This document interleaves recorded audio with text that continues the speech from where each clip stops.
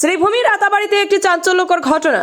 পিস্তল ও জালনোট সহ নিলামবাজারের দুই যুবক গ্রেপ্তার। রাতাবাড়ির জালালাবাদ বাজারে আগ্নেয়াস্ত্র ও নকল নোট সহ পুলিশের জালে নিলামবাজার এলাকার দুই যুবক।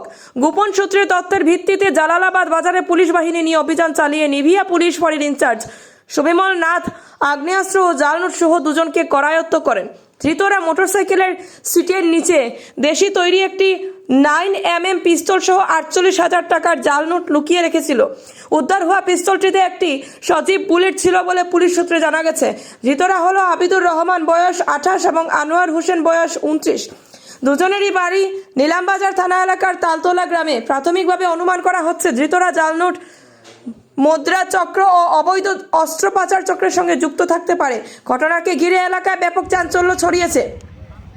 তারা জালালাবাদ এলাকায় কাউকে জাল নোট সরবরাহ করতে এসেছিল নাকি সেখান থেকে সংগ্রহ করে নিয়ে যাচ্ছিল। পুলিশ এই মুহূর্তে হলফ করে কিছু বলতে পারেনি। খবর পেয়ে রাতাবাড়ি থানার ওসি বিমল ছেত্রী ঘটনাস্থলে ছুটে আসেন। পরবর্তীতে তাদের নিবিয়া পুলিশ ফাঁড়িতে নিয়ে এসে টানা জিজ্ঞাসাবাদ শুরু করেছে পুলিশ।